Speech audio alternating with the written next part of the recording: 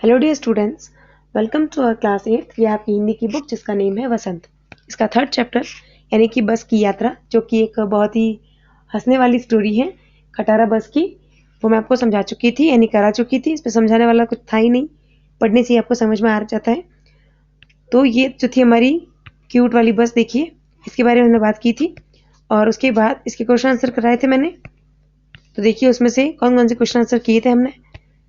First वाला हमने किया था, मैंने उस कंपनी के हिस्सेदार की तरफ पहली बार श्रद्धा भाव से देखा। लेखक के मन में हिस्सेदार साहब के लिए श्रद्धा क्यों जग गई? तो लेखक के मन में हिस्सेदार के लिए श्रद्धा इसलिए जग गई क्योंकि बस के टायर घिसकर बिल्कुल खराब हो रहे थे। परिणाम स्वरूप पुलिया के ऊपर बस का टायर पंचर हो गया था, जिससे बस जोर से हिलकर रुक गई। अगर बस तेज गति से चल रही होती तो अवश्य ही उछलकर नाले में गिर जाती। इससे अन्य यात्रियों के साथ साथ उसकी जान को भी खतरा था, पर वह जान को जोखिम में डालकर यात्रा कर रहा था। जैसी उत्सर्ग की भावना उसके अंदर थी, वैसी अन्यत्र दुर्लभ थी। उसके साहस और बलिदान की भावना के हिसाब से उसे क्रांतिकारी आंदोलन का नेता होना चाहिए था। लोगों ने सलाह दी कि समझदार आदमी इस शाम वाली बस से सफर नहीं करते। लोगों ने यह सलाह क्यों दी? तो इसका आंसर हमने लिखा था, लोगों ने यह सलाह लेखक को इसलिए दी क्योंकि वे ये जानते थे कि बस की हालत बहुत खराब है। रास्ते में बस कभी भी धोखा दे सकती है। बस यात्रियों को गंतव्य तक ठीक से पहुंचा ही देगी, यह कहना मुश्किल था। ऐसा जैसे सारी बस ही इंजन है और हम इंजन के भीतर बैठे हैं। लेखक को ऐसा क्यों लगा? तो लेखक को ऐसा इसलिए लगा क्योंकि जब बस को स्टार्ट किया गया तब पूरी बस जोर की आवाज करती हुई हिलने लगी। ऐसे में लेखक और उसके मित्रों को लगा कि जैसे सारी बस ही इंजन है और हम इंजन के अंदर बैठे हैं। गजब हो गया, ऐसी बस अपने आप चलती है। लेखक को यह सुनकर हैरानी क्यों हुई? यानी कि बस अपने आप चलती है, ये सुन के हैरानी क्यों हुई? तो लेखक को ये सुनकर हैरानी इसलिए हुई कि देखने में तो बस अत्यंत पुरानी खटारा सी लग रही थी। उसे देखकर विश्वास नहीं हो पा रहा था कि यह सफर तय कर सकेगी। इसी कारण उसने कंपनी के हिस्सेदार से पूछा कि यह बस चलती भी है? तब उन्होंने कहा कि यह अपने आप चलती है। यही लेखक की हैरानी का कारण था। उसके बाद, मैं हर पेड़ को अपना दुश्मन समझ रहा था। लेखक पेड़ों को दुश्मन क्यों समझ रहा था? तो बस की दशा ऐसी थी कि उसे जबरदस्ती चलाया जा रहा था। कभी भी उसकी ब्रेक फेल हो सकती थी या कोई पुर्जा खराब हो सकता था। इस भयभीत मनस्थिति में जो भी पेड़ आता उसे देखकर लेखक को डर लगता कि उसकी बस उससे टकरा जाएगी। इसीलिए लेखक पेड़ों को अपना दुश्मन समझ रहा था। तो ये 5 क्वेश्चन तक तो मैं आपको लास्ट वाले वीडियो में करवा चुकी हूँ। अब बारी है हमारे पाठ से आगे। सविनय अवज्ञा आंदोलन किसके नेतृत्व में, किस उद्देश्य से तथा कब हुआ था? इतिहास की उपलब्ध पुस्तकों के आधार पर लिखिए।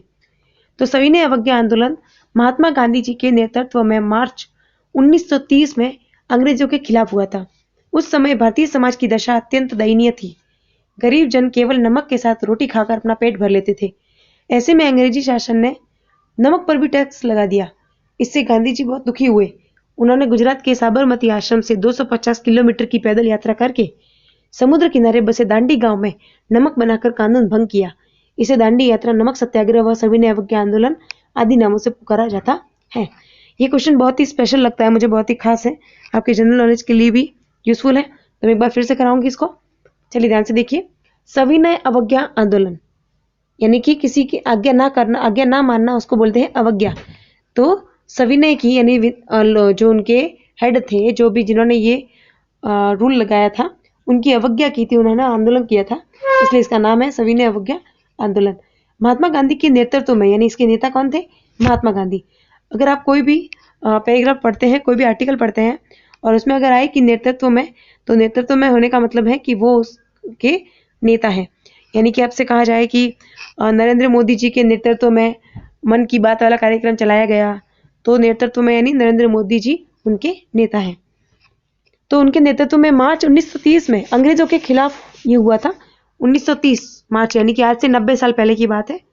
उस समय भारतीय समाज की दशा अत्यंत दयनीय थी, यानी भारतीय समाज जो था वो बहुत ही गरीब और दयनीय अवस्था में था।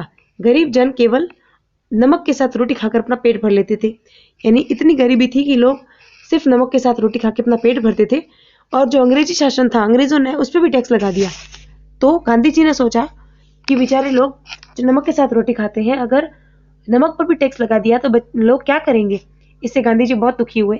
उन्होंने गुजरात के साबरमती आश्रम से 250 किलोमीटर की पैदल यात्रा करके समुद्र किनारे बसे दांडी गांव में नमक बनाकर कानून भंग किया। इसे दांडी यात्रा, नमक सत्याग्रह या सविनय अवज्ञा आंदोलन आदि नामों से पुकारा जाता है। यानी इसके 3 नाम जो आपको दिए गए हैं, और भी 1-2 नाम है इनके, तो इन 3 नामों को याद रखना आपको। दांडी यात्रा बोले तो भी यही है, दांडी मार्च बोले तो भी यही है, ये नाम इसमें दिया हुआ नहीं है। नमक सत्याग्रह भी यही है और सविनय अवज्ञा आंदोलन भी यही है। सविनय अवज्ञा का उपयोग व्यंग्यकार ने किस रूप में किया है, लिखिए। सविनय अवज्ञा का उपयोग व्यंग्यकार ने बस की जीर्ण शीर्ण दशा तथा उसके किसी प्रकार चलते जाने के संदर्भ में किया है। लेखक जिस बस में बैठकर यात्रा कर रहा था, उस बस के चलने पर उसे उसका एक भी भाग सही नहीं लग रहा था। फिर भी थोड़ी दूर चलने के बाद वह इस प्रकार चलने लगी जैसे उसके सभी भाग मिलकर सविनय अवज्ञा आंदोलन की तरह एक हो गए हैं, अर्थात उसके सारे हिस्सों के पुर्जों के भेदभाव समाप्त हो गए हो। जिस प्रकार सविनय अवज्ञा आंदोलन के समय सभी भारतीयों ने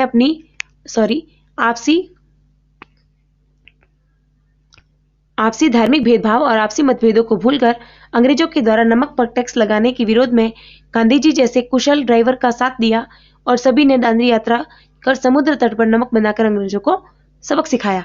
तो आज का आपका जो होमवर्क है वो है question number 1 and question number 2 part से आगे जो है वो वाला, और क्वेश्चन 5 तक मैं आपको पहले ही करा चुकी हूँ। तो इसका आप स्क्रीनशॉट ले लें आप, या फिर वीडियो को पॉज करके कर लीजिएगा। इससे आगे जो भी है वो अगली वीडियो में पढ़ेंगे। Thank you.